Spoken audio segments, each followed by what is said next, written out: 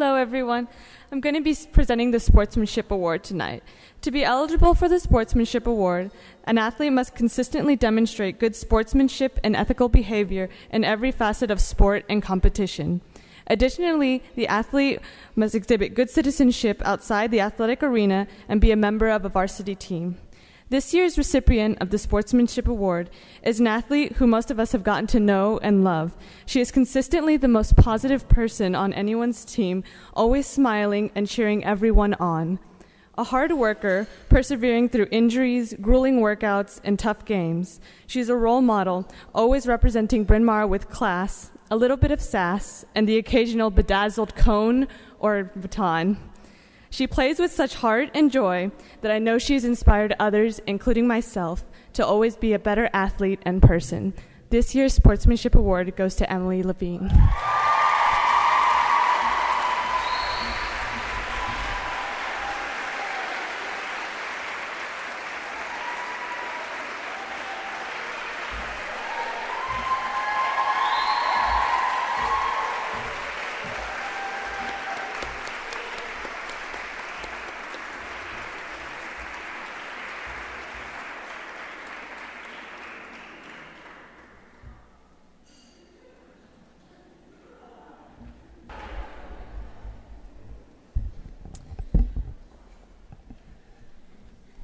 The Wraith Award tonight is one of the first department awards that we'll be handing out or awarding.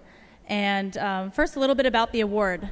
The Wraith Award is given in memory of Ray Theron, a coach, friend, and instructor in physical education, who many of you have probably seen the pictures and the plaques to Ray in the back area of the fitness center. This award was first presented in 1994. Historically, it is awarded to the student who shows spirit, enthusiasm, and supports many athletic teams. Showing spirit and enthusiasm are not uncommon for this awardee. In fact, as you have probably heard tonight, she usually comes prepared with a cape, a wand, a bedazzler, don't really know what that is yet, tools, beads, and Emily Levine has become known as the cone fairy to the soccer team. And because that wasn't enough for her to just occasionally dress up as Predator the Owl. And Emily, it was about 2 years ago that you took on this role of the cone fairy after we tricked you into dropping all the cones on the field and then timing you to see how quickly you could pick them up. And she owned it. Dressed in it, and just owned it. But for any of you that know Emily, she has been a contributing member to not just 3, but 4 varsity sport teams, soccer, indoor and outdoor track, and lacrosse, and that 4th was 1 year on the outdoor track team. While she spent some time dealing with injury, she was always there to support her teams, her teammates, and be the biggest cheerleader that she could be, whether it was at practice or games or whatever she could do. She never put her head down. And she's always had this considerable awareness for other teams, teammates, and what was going on within the athletic department. And it's not uncommon to see Emily congratulating someone, regardless of what their accomplishments were over the weekend. But an interesting thing is if you listen to Emily every once in a while, and she doesn't say, hey, does anyone want to go to fill in the athletic event blank? It's who's going. It's not a question of if she's going to go. It's who's going with her, how many people can she rally, and she's going to get them there, and she's going to get them dressed up in a bedazzled T-shirt, ready to go, and make it known that the Owls are there, they're there to compete, and they're going to have a great day. So Emily, come on up. Congratulations.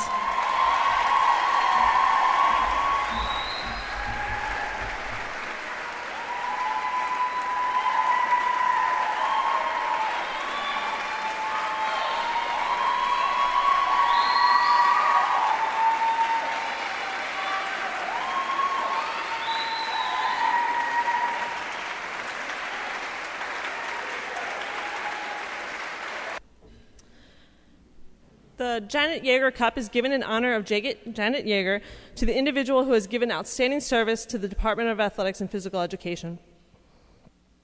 It's late on a Monday, Tuesday, or Thursday morning, and there seems to be a large mass of people heading down towards the fitness center.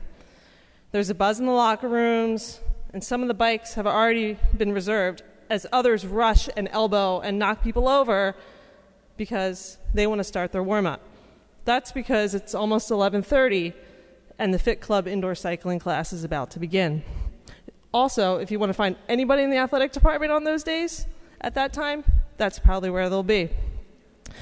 Courtney Morris's impact has been felt on the department more than just with our Fit Club.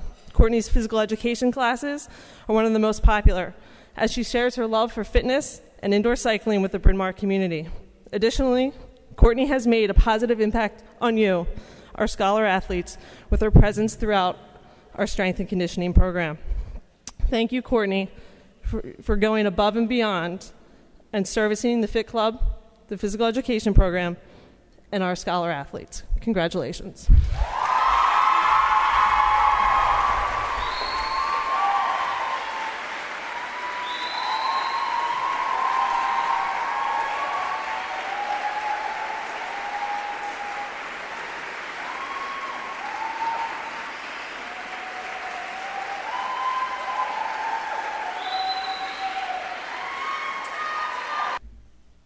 Delano was the athletic director here at Bryn Mawr College from 1969 to 1980.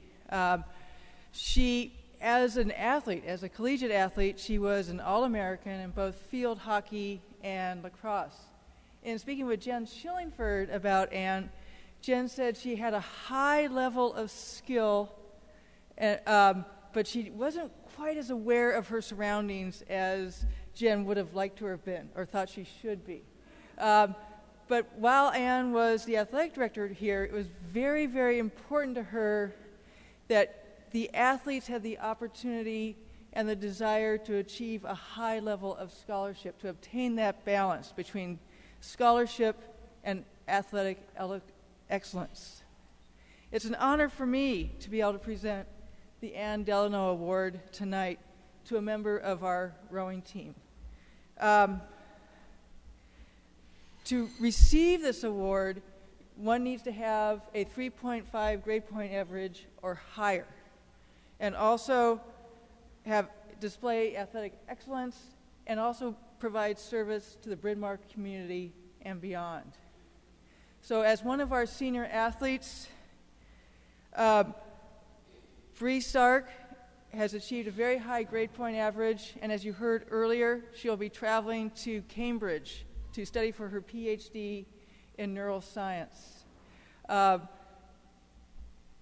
far as athletic excellence, she is a coxswain, and a coxswain is essentially the quarterback of the rowing team.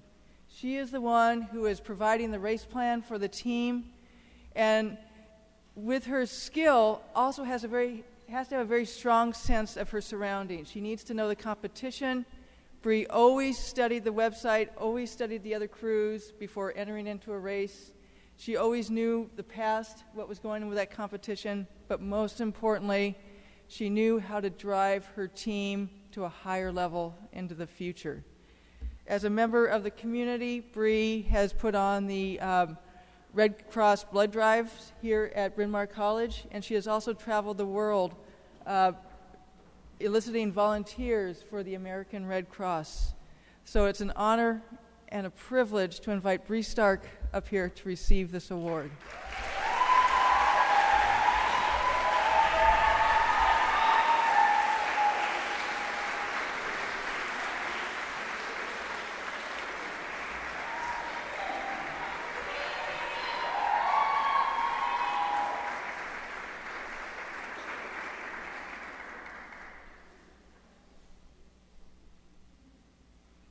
Good evening, everyone.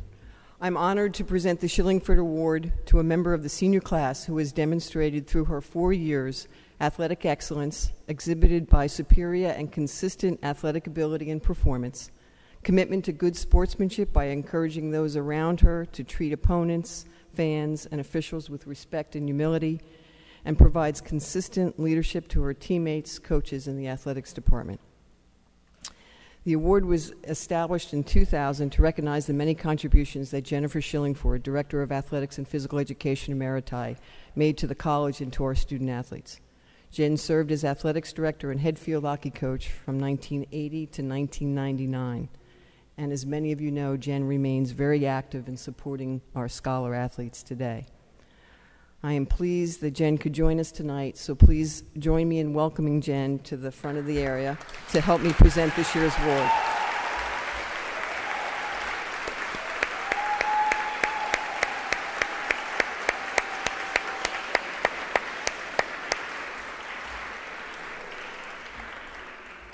The 2012 Shillingford Award recipient rewrote the volleyball record books by establishing the all-time career-leading record in total blocks while earning a top 10 finish in five of the six all-time career bests. Do you get that? So she is the all-time winner in blocks, but is in the top 10 in 5 of the 6 other categories.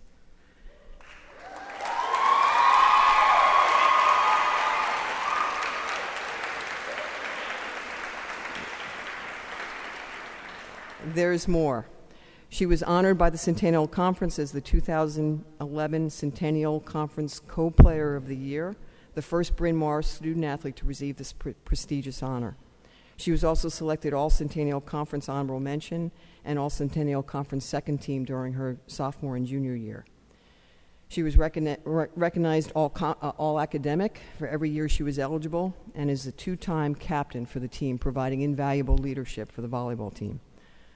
The sisters will also miss her competing, as she set several records at the Seven Sisters tournament and was selected to the Seven Sisters All-Tournament team. She is a student leader who is an active member of the Sisterhood and helped organize the Martin Luther King Day celebrations on the campus for the past 2 years.